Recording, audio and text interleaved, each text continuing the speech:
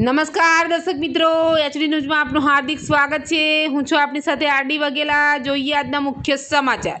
અંકલેશ્વરના Panoli railway station mobile લૂંટ અને યુવકના મોતના ગુનાનો ભેદ રેલવે પોલીસે ગણતરીના સમયમાં ઉકેલી નાખી 2 આરોપીઓની ધરપકડ કરી। ભરૂચના પાનોલી રેલવે સ્ટેશન પર મોબાઈલ લૂંટ દરમિયાન યુવકના મોતના ચકચારી ગુનાનો ભેદ વડોદરા રેલવે યુનિટની એલસીબી અને એસઓજી ટીમે ગણતરીના દિવસોમાં ઉકેલી કાઢ્યો છે। આ બનાવમાં પોલીસે મુખ્ય આરોપી સહિત 2 આરોપીઓને ઝડપી લીધા છે।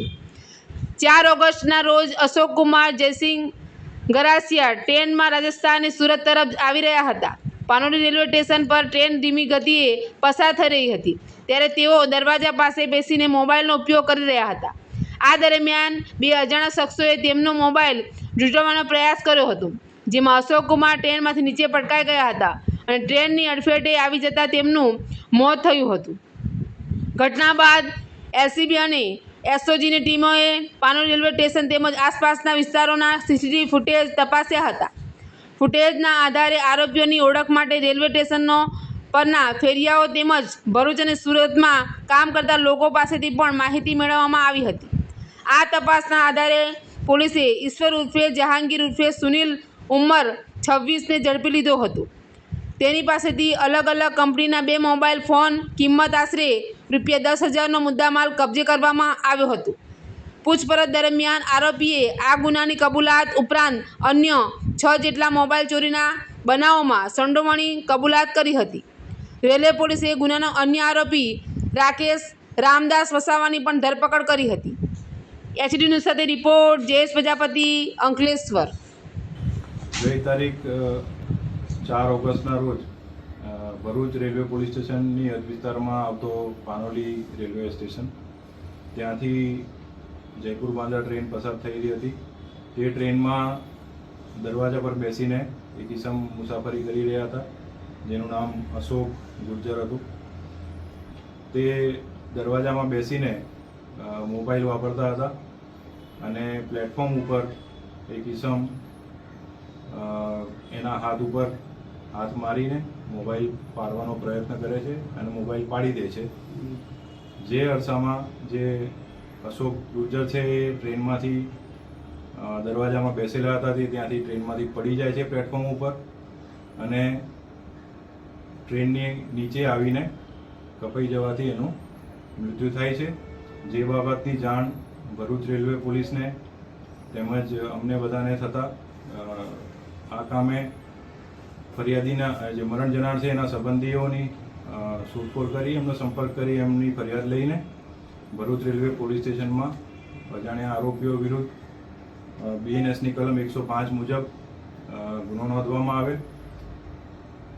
સદર ગુનો જે છે એ 10 વર્ષથી આજીવન કેદ સુધીની સજાની જોગવાઈવાળી કલમો એમના લગાવવામાં આવી છે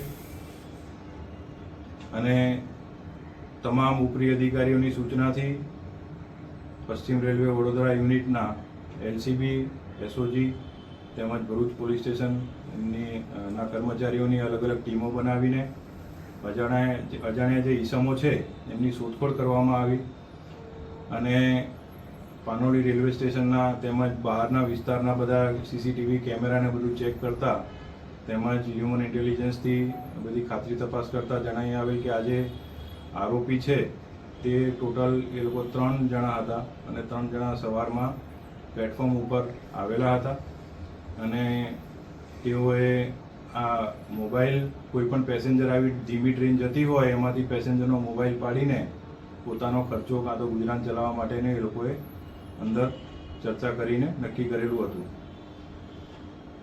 જે આરોપીઓ છે એમના સીસીટીવી ફૂટેજ પરથી એમની ઓળખ કરવા માટે થઈને અલગ અલગ દિશાઓમાં તેમજ સમગ્ર સુરત ડિવિઝનમાં, વડોદરા ડિવિઝનમાં, રતલામ, દાહોદ સુધી અને આ બાજુ તમારે નંદુરબાર, વ્યારા સુધી તેમજ વાપી સુધી જેટલા પણ ટ્રેનમાં ફરતા ફેરિયાઓ છે તેમજ જે અન્ય પ્લેટફોર્મ ઉપર જે વેન્ડર્સ છે એ બધાની પૂછપરછ કરીને તેમજ અન્ય જે ડેલી મુસાફરો છે એમની પૂછપરછ કરીને આ આરોપીની ઓળખ કરવામાં આવી, જેમાં જે મુખ્ય આરોપી જે છે તે નામે ઈશ્વર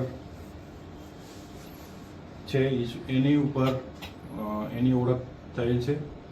જે ઈશ્વર જે આરોપી છે મૂળ દોંડાઈચાનો વતની છે, મહારાષ્ટ્રનો, અને વર્ષોથી એ અહીંયા સુરત, ભરૂચ, વડોદરા રેલવેની હદ વિસ્તારમાં રેલવેના વિસ્તારમાં એનું કાર્યક્ષેત્ર છે અને એમાં છૂટક ફેરી કરી, મજૂરી કરી એનું ગુજરાન ચલાવે છે. રખડતો ભટકતો ઈસમ છે.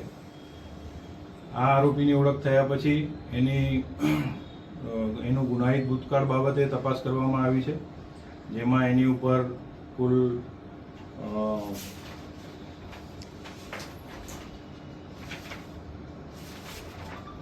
ગુના ભૂતકાળમાં નોંધાયેલા છે. ભૂતકાળમાં એ સુરત શહેર પોલીસ સ્ટેશન, સુરત શહેરમાં પણ એના ઉપર પાસા પણ કરવામાં આવેલી હતી. નંદુરબારમાં એક ગુનામાં, મોબાઈલ ચોરીના ગુનામાં તે હાલમાં વોન્ટેડ પણ છે. અને એલસીબી અને એસઓજીની ટીમે એને ગણતરીના દિવસોમાં, એટલે ગુના બન્યા પછી 3-4 દિવસમાં જ અમે એને શોધી કાઢી પકડી લીધેલ છે. એ ચલથાણ રેલવે સ્ટેશન પર આવવાના હતો એવી બાતમી મળતા ત્યાંથી ક્રાઇમ બ્રાન્ચ અને એસઓજીની ટીમે એને પકડી લીધેલ છે. અને તેની ડીપમાં પૂછપરછ કરતા તેણે બીજા અન્ય 6 જેટલા મોબાઈલ આ રીતે ચોર્યા હોય તેની પણ કબૂલાત કરી છે, જે બાબતની અલગથી તપાસ કરવામાં આવી રહી છે. આ જે ફૂટેજ છે એની અંદર પછી વધુ તપાસ કરતા આ લોકો જે 3 આરોપીઓ છે એ પૈકી બીજો આરોપી પણ મળી આવેલ છે. રાકેશ યાદવ નામ છે, વસાવા છે એનું નામ. અને એ રાકેશ વસાવાને પણ ભરૂચ પોલીસે પકડીને એને પણ અટક કરવામાં આવેલ છે. તેમજ આ જે મુખ્ય આરોપી ઈશ્વર છે એને પણ ગુનાના કામે એરેસ્ટ કરવામાં આવેલ છે અને વધુ તપાસ કરીને એમના રિમાન્ડ લઈને આગળની કાર્યવાહી કરવામાં આવી રહી છે.